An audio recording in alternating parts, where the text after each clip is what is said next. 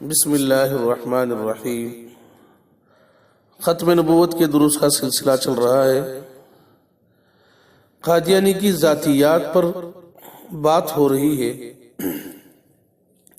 عموماً قادیانی کی ذاتیات پر بحث اس واسطے کی جاتی ہے تاکہ لوگوں کو اس بات کا پتہ چلے کہ اتنا گیا گزرا آدمی، اتنا پرلے درجے کا غافل انسان، جسے شکر اور نمک کے بارے میں پتہ نہ ہو، جسے کاج لگانے تک، اپنے بٹن لگانے تک کا جسے سلیقہ نہ ہو، وہ اگر نبی ہونے کا دعویٰ کرے تو اس کے بارے میں کیا کہا جائے۔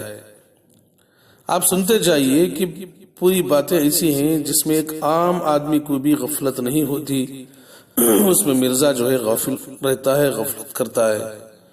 چنانچہ عبداللہ سنوری کہتا ہے کہ جب مرزا کو وقت دیکھنا ہوتا تھا تو گھڑی نکال کر ایک ہندسے سے گنتا جاتا، یعنی عدد سے گن کر وقت کا پتہ لگاتا تھا، اور انگلی رکھ کر ہندسے گنتا تھا، اور منہ سے بھی گنتا جاتا تھا، اور گھڑی دیکھتے ہی وقت پہچان نہ سکتا تھا۔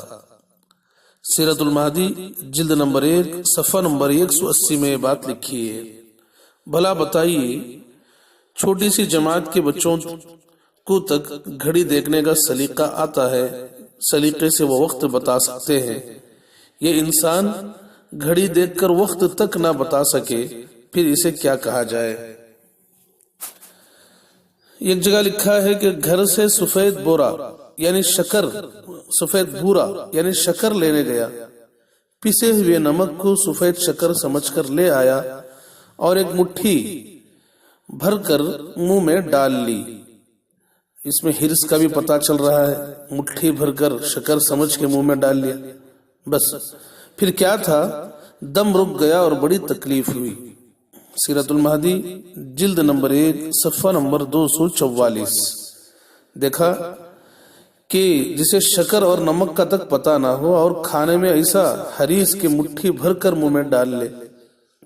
ایک جگہ لکھا ہے، مرزا کی ماں نے کہا گڑ سے روٹی کھاؤ، نہ مانا۔ والدہ نے غصے سے کہہ دیا جاؤ پھر راکھ سے روٹی کھا لو۔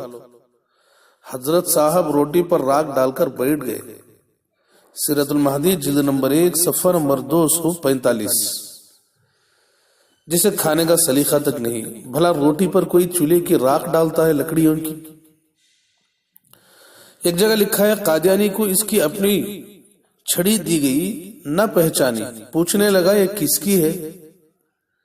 یہ بھی اسی حوالے سے ہے، جلد نمبر 1 سیرت المہدی صفحہ نمبر 245۔ تو جسے اپنی چھڑی تک کا تو پتہ نہ ہو، اسے پہچان بھی نہ سکے، یہ آدمی نبوت کا دعویٰ کر رہا ہے۔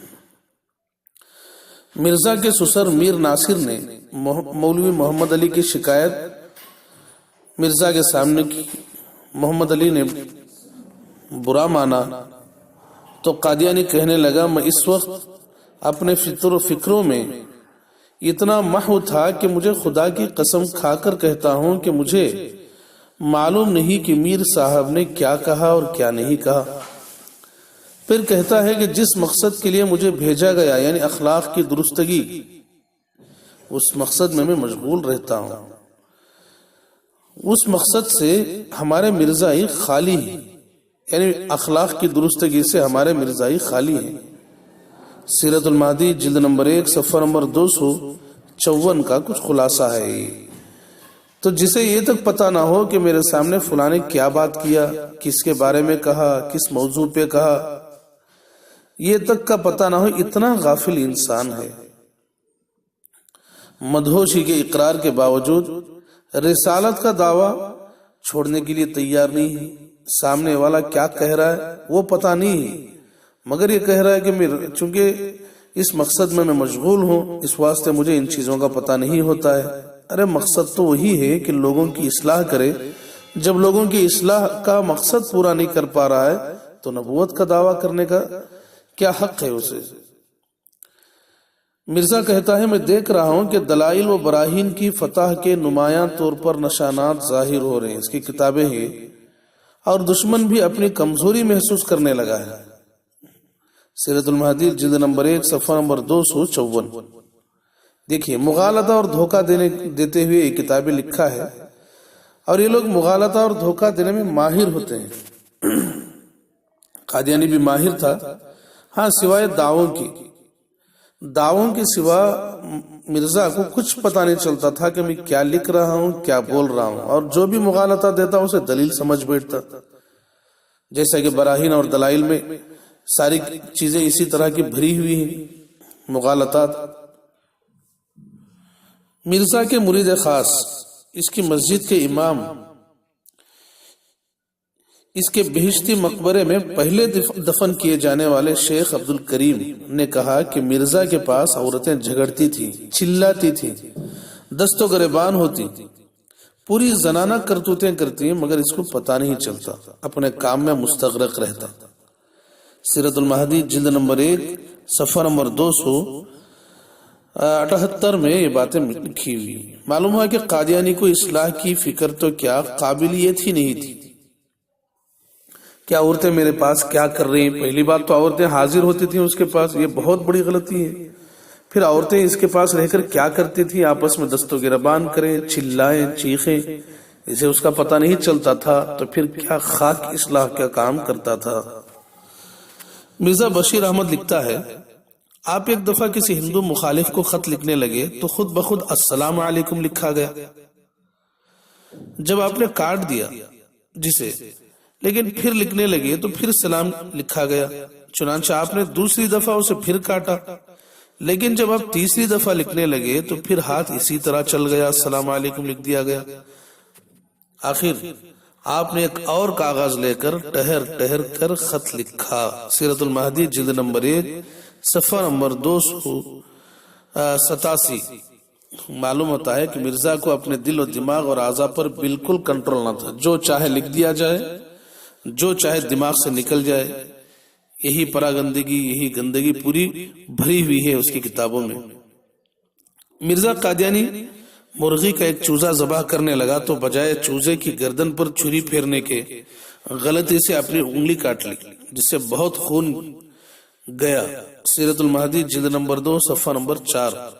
کاش یہ چھری گردن پر چلتی. قادیانی مہندی لگواتا تھا، درمیان میں بات کرنے لگتا، مہندی گرنے لگ جاتی. اس پر خادم کہتا کہ تھوڑی دیر بات چیت نہ کریں، مہندی ٹہرتی نہیں، میں لگا کر باندھ لوں، پھر گفتگو فرمائیں. مرزا تھوڑی دیر خاموش رہ کر پھر کسی خیال کے آنے پر پھر گفتگو کرنے لگ جاتا. اتنا بیڑھنگا آدمی جسے مہندی لگاتے ہوئے خاموش رہنے کا تک سلیقہ نہیں ہے. یہ بھی سیرت المہدی جلد نمبر 2 صفحہ نمبر 35 میں لکھا ہوا ہے.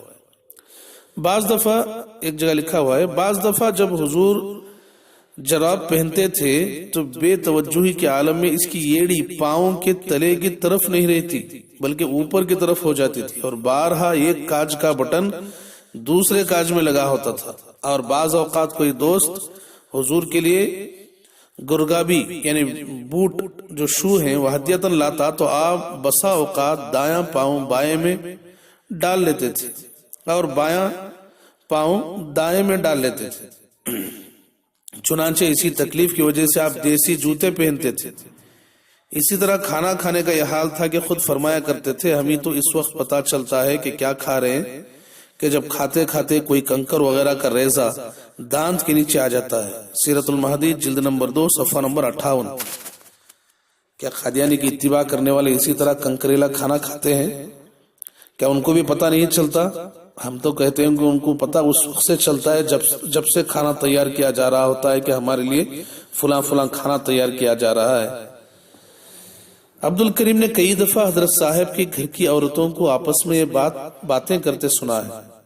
پہلی بات تو کیوں سنا؟ چوری ہو گئی کہ حضرت صاحب کی آنکھیں نہیں ہیں. آپس میں عورتیں بات کر رہی ہیں کہ حضرت صاحب کی آنکھیں نہیں ہیں. کوئی عورت کسی طرح سے بھی گزر جائے ان کو پتہ نہیں چلتا.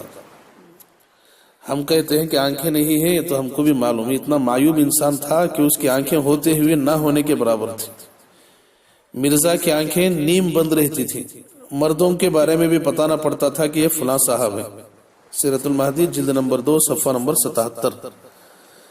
تو سنا سامعین کہ یہ جو باتیں تھیں یہ مرزا کی ذاتیات کے متعلق تھیں، اور یہ کوئی من گھڑت باتیں نہیں تھیں، بلکہ اس کے اپنے لوگوں نے یہ ساری باتیں نقل کی ہیں۔ سیرت المہدی انہی کی اپنی کتاب ہے۔ اللہ تعالی ہمیں ایسے مکروں سے بھرپور حفاظت عطا فرمائے، ساری امت کی حفاظت عطا فرمائے۔ وآخر دعوانا ان الحمد للہ رب العالمین۔